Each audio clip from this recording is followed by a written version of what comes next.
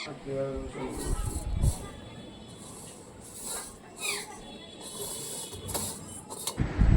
দেখো বন্ধুরা, আজকে আমি একটা নতুন রেসিপি নিয়ে চলে এসেছি। তো দেখতে চালটা প্রথমে ভিজিয়ে আমি শুকিয়ে নিয়েছিলাম একটা ঝুড়ির মধ্যে করে। আর দেখো আমি একটু গাজর কুচিয়ে নিয়েছি আর একটু কাজু কিশমিশ নিয়ে নিয়েছি।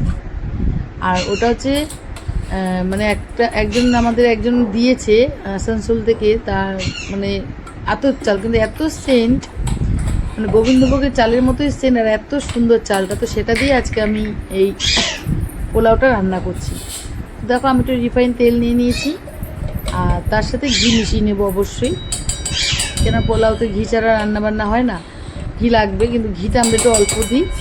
আর রিফাইন তেল এই দিয়ে আমরা আজকে পোলাওটা রান্না করব। এবার এর মধ্যে দেখো আমি একটু এলাচ, তেজপাতা এগুলো ফোড়ন দেবো, কারণ আজকে শুক্রবার, আমাদের অবশ্যই একটা নিরামিষ রান্নাবান্না। তো পোলাও আর আজকে আমরা নিরামিষ ইঁচড় রান্না করেছি। তো পোলাও রেসিপিটা আজকে আমি তোমাদের দেখাচ্ছি। তো এলাচ দেখো, এলাচ, দারচিনি আর তেজপাতা একটু ফোড়ন দিয়ে নিলাম। তারপর একটু দেখো নাড়াচাড়া করে নেব মশলাটা নেড়েছে। এবার আমি যে গাজরটা কুচি কেটে রেখেছিলাম সেই গাজরটা দিয়ে দেবো। গাজরটা দিয়ে একটু নাড়াচাড়া করে নেবো, মানে একটুখানি ভাজা ভাজা জাস্ট হবে, একটু লাল লাল যে ভাজা ভাজা হবে, তখন আমি এর মধ্যে কাজু কিশমিশ, হ্যাঁ পরিমাণ মতো একটু নুন তো দিতেই হয়, তো সেটাও আমি যাই স্কিপ করে গেছিলাম, ওটা একটু নুন দিয়ে একটু ভালো করে সুন্দর করে নাড়াচাড়া করে নিলাম। আর দেখবে আমি অন্তত এই বিরিয়ানি সব কিছু থেকে পোলাওটা না আমি খুব ভালো খাই। তো তারপর তাকে এই যে কাজু কিশমিশটা ভিজিয়ে রেখে দিয়েছিলাম, ভিজিয়ে আবার শুকনো করে জলটা ঝরিয়ে রেখে দিয়েছিলাম। তো এটা এর মধ্যে সুন্দর করে ভেজে নেব, বেশ লাল লাল করে একটুখানি ভেজে নেবো। কাজু কিশমিশটা ভাজার পর কিশমিশটা বেশ সুন্দর না ফুলে ওঠে ভাজলে। আর এখানে আমি একটু আদা কুড়িয়ে নিয়ে রসটা বার করে নিচ্ছি সুন্দর করে, এবং কচি আদাটা ছিল, আদাটা একটু নিয়ে ভালো করে সুন্দর করে রসটা বার করে বাটির মধ্যে করে ওটা রেখে দেবো আমি, ওটা পরে দেবো আমি, কিন্তু আমি পোলাওতে একটু আদার রস দিই। তারপরে যাই হোক সুন্দর করে দেখো ভাজা ভাজা হয়ে এসছে, এটা সুন্দর করে লাল করে একটু ভাজা ভাজা করে নিয়ে এরপরে আমি এর মধ্যে কী করবো বলো তো, চালগুলো না সব আস্তে আস্তে করে দিয়ে দেবো। চালটা দিয়ে সুন্দর করে ভাজা ভাজা করে নেবো চালটা। আমি পোলাও চাল এরকম সুন্দর করে লাল লাল করে চালটা ভেজে নিই, তাহলে তুমি যখনই দেবে চালটা লাল করে ভেজে দেবে না পোলাওর সাথে, সেই পোলাওটা কখনো তোমার জলটা মানে যেটা আর কি ইসে হয়ে যায়, জাউটা বের হয়ে যায়, জলা হয়ে যায়, সেটা কোনো দিনও হবে না।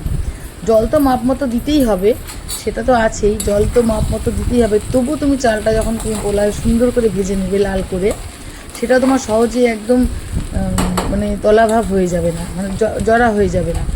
এবার এই তুমি এই সব মশলার মধ্যে এই সব সুন্দর করে চালটা ভেজে নেবো। আর আমি একটুখানি কালার দিয়েছি, পোলাও একটু কালারটা দিলে আমার ভালো লাগে, তো সেই কালারটা দিয়ে সুন্দর করে লাল লাল করে আমি ভেজে নিয়েছি। আর পোলাও কি বলো তো, তুমি কড়াইতে ভেজে ভেজে নেওয়ার পর যদি রাইস কুকারে, বেশি সবচেয়ে ভালো হয় হচ্ছে রাইস কুকারে পোলাও খুব সুন্দর হয়। তা আমরা কি করি না, আমরা হাঁড়িতে, সসপ্যানে, প্রেশারে সব কিছুতেই করি, কিন্তু রাইস কুকারে না সব থেকে সুন্দর হয় হচ্ছে পোলাও বলো, ফ্রাইড রাইস বলো, রাইস কুকারে মানে এত সুন্দর ঝরঝরা, এত সুন্দর হয়। তো আজকে পোলাওটা আমি রাইস কুকারেই বানাবো। জলের মাপটাগুলো সুন্দর জেনে নিলে না খুব ভালো হয়। প্রেশারও খুব সুন্দর হয়, কিন্তু রাইস কুকারের জন্য আমার কাছে সব থেকে খুব সুন্দর হয়। তো দেখো ভেজে ভেজে নিয়ে এবার আমি এটা সুন্দর করে রাইস কুকারে যে আমার পাত্রটা আছে ওর মধ্যে আমি এটা ঢেলে দেবো। আমি চালটা আগে মেপেই সব কিছু নিয়েছিলাম, চালটা মেপে টেপেই আমি সব ভাজা মানে চালটা ভেজে নিয়েছি, আমার মাপ করাই আছে চালটা কতটা চাল নিয়েছি, সেই মাপ অনুযায়ী আমি এই রাইস কুকারে জল টল দিয়ে আমি বসাবো। তো দেখো ঢেলে নিয়েছি এই রাইস কুকারের পাত্রটার মধ্যে। আর এবার দেখো রাইস কুকারটা আমি প্লাগটা লাগিয়ে দিলাম। এবার রাইস কুকারটা আমি অন করে নেবো। এই যে দেখো এই হচ্ছে আমার রাইস কুকার। এই রাইস কুকারটা আমার 1 কেজি মতো হয়ে যায়, মানে বড় আমার এই রাইস কুকারটা। এবার আমি জলটা মেপে নিলাম, যা চাল দিয়েছি, মানে তুমি যদি এই যেই চালতে আমি জল দিচ্ছি এই কাপে উঁচু করে চাল নেবে, 1 কাপ যদি উঁচু করে চাল নাও বা 2 কাপ লেভেলে লেভেলে জল, এটা হচ্ছে রাইস কুকারের মাপ। তো যাই হোক, আমি যা চাল নিয়েছি তার অনুযায়ী ডবল জল দিয়ে সুন্দর করে নাড়াচাড়া করে এবার আমি রাইস কুকার এটা বসিয়ে দেবো। তার মধ্যে আমরা একটু পোলাও যেমন একটু মিষ্টি মিষ্টি খাই, তার জন্য একটু মিষ্টি আমি একটু বেশিই দেবো, যেহেতু পোলাওটা আমি একটু মিষ্টি মিষ্টি ভালো খাই। এবার পরিমাণ মতো নুন আর মিষ্টির মধ্যে দিয়ে দেবো। দেখো পরিমাণ মতো নুন দিচ্ছি আর পরিমাণ মতো মিষ্টিও দিয়ে দেবো। এবার মিষ্টিটা যার যার মতো করে খাবে, যে যেরকম মিষ্টি খাও সে সেরকম অনুযায়ী মাপ মতোই দেবে। আমরা একটু পোলাও একটু বেশি মিষ্টি খাই, জন্য একটু বেশি মিষ্টি দিই, যারা একটু কম খায় একটু কম দেবে, সে যার যার উপরে। হঠাৎ করে ক্যামেরাটা পা লেগে ঘুরে গেছে আমার।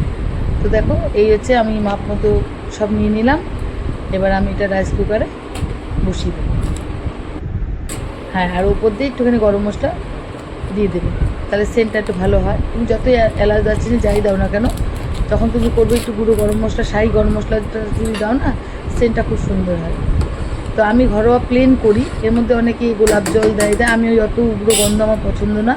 আমি একদম ঘরোয়া এবং একদম মানে কি বলবো, মানে নর্মাল টাইপের আমি পোলাওটা করি, বাসন্তী পোলাও যেটা, আমি এভাবেই পোলাও করি। আমি গোলাপ জল কোনো কিছু আমি সেন্ট কিছু ইউজ করি না পোলাওতে।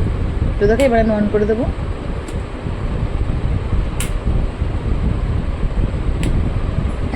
এই দেখো অন করে দিলাম। তো দেখতে পাচ্ছ তোমরা যে লাইট জ্বলছে, ওই যে দেখো লাইট জ্বলছে। এবার যতক্ষণ কুকটা হবে ততক্ষণ একটু অপেক্ষা করতে হবে। অপেক্ষা করার পর এই দেখো আমার পোলাওটা রেডি। দেখো কত সুন্দর কালার আর কি সুন্দর ঝরঝরে হয়েছে, এত ঝরঝরে তোমরা দেখতে বুঝতেই পারছো নাড়াচাড়াতে আমার যে পোলাওটা কেমন ঝরঝরা হয়েছে। দারুণ হয়েছে, সুন্দর কালারও হয়েছে। দেখো তোমরা একদম বাসন্তী পোলাও দারুণ হয়েছে, একদম ঝরঝরা হয়েছে, খুব সুন্দর এই রাইস কুকারে পোলাওগুলি। তো আজকের মতো রেসিপি আমার এইটুকু।